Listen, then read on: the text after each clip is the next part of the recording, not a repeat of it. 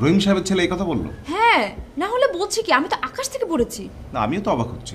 ভীষণ একগুঁয়ে ছেলে, আমাকে তো রীতিমতো থ্রেট করে গেল।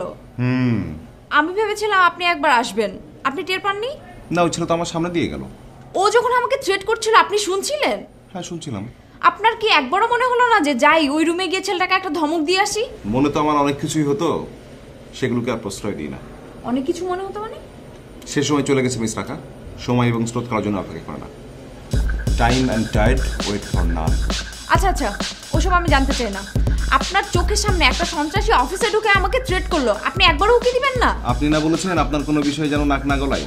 আশ্চর্য, আপনি একটা পেচুক। আপনার চোখের সামনে যদি কেউ আমাকে খুনও করে ফেলে তারপরও আপনি কিছু বলবেন না? আমি কনফিউজড। কেন?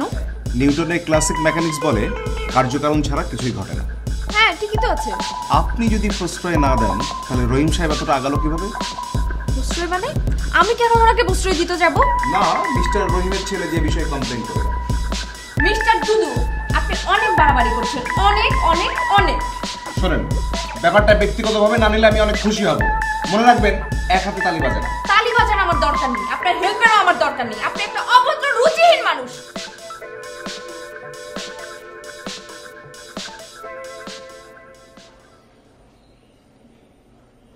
আশ্চর্য,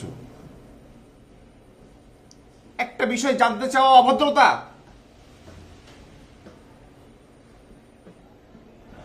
মেয়ে খুঁজছেন, খোঁজেন, আমার কাছে আসছেন কেন?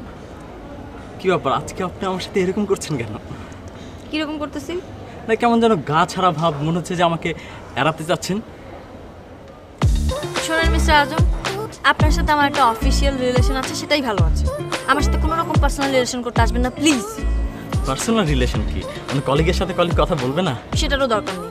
আচ্ছা, মানে কি এমন হলো যে মানে আপনি আমার সাথে এরকম করছেন?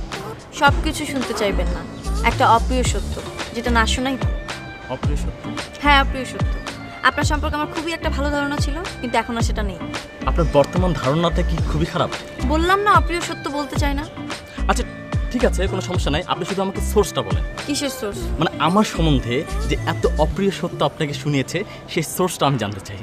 সোর্সের তো দরকার নেই, নিজেকে শুধরান, সেটাই বেশি দরকার। ঠিক আছে, সবই করব, আপনি শুধু আমাকে সোর্সটা বলেন যে কে আমার সম্বন্ধে আপনাকে এতগুলো মিথ্যা কথা বলেছে। সত্য না মিথ্যা সেটা আপনি আপনার পারফরমেন্সে প্রমাণ করুন। মানুষকে প্রেশার ক্রিয়েট করে ক্যারেক্টার সার্টিফিকেট পাওয়া যায়, ভালো মানুষ হওয়া যায় না। কে বলল? মিস্টার রতন বলেনি তো? নাকি টিয়া? টিয়া কিভাবে বলবে? সে তো সাবিয়াকে নিয়ে ব্যস্ত আছে। কি হলো, এখনো দাঁড়িয়ে আছেন কেন?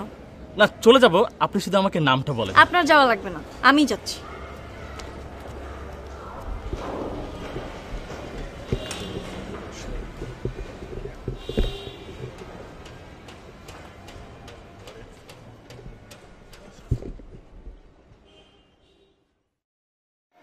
আন্তর্ব্যক্তিক সম্পর্ক কি সেদিন না একবার বললেন? বললেও বিশদ ব্যাখ্যা করা হয়নি, আজকে একটু বিশদ ব্যাখ্যা করতে চাই। থাক না, ব্যাখ্যার বাইরেও তো অনেক কিছু আছে। হ্যাঁ, এটা আপনি ঠিক বলেছেন। ব্যাখ্যাতীত মানে হলো আড়াল, সব কিছুর মধ্যে একটা আড়াল থাকা।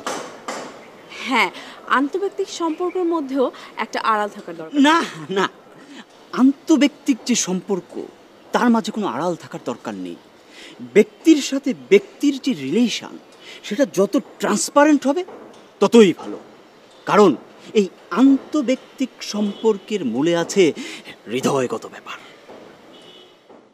হৃদয়গত ব্যাপার মানে? এর কথাবার্তা শুনে তো একদমই সুবিধার মনে হচ্ছে না। এ তো মনে হয় কিছু বলতে চাই। সব কথার এক কথা, তোমাকে আমি ভালোবাসি, তোমাকে ছাড়া আমি বাঁচব না। আমার শয়নের স্বপ্নের জাগরণে শুধু তুমি। তুমি যদি আমাকে ফিরিয়ে দাও তাহলে আমি আত্মহত্যা করবো, আমি গলায় দড়ি দেবো, আমি ট্রেনের নিচে ঝাঁপ দেব, আমি গলায় কলসি বেঁধে গহীন সাগরে ডুবে মরবো। কি হলো? কি হলো? কি হলো মিস্টার রতন?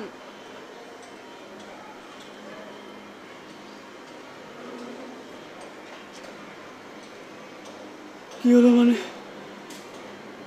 এত বড় একটা চোর মারলেন, তারপর বলছেন কি হলো? ও মাই গড, আমি আপনাকে সত্যি সত্যি চড় মেরেছি। সরি সরি সরি, সত্যি I am very sorry, please mind করেন না। ওরে বাপরে, কি চোর, রাম থাপ্পড়, এরকম চোর আমি বাপের জন্মে খাইনি।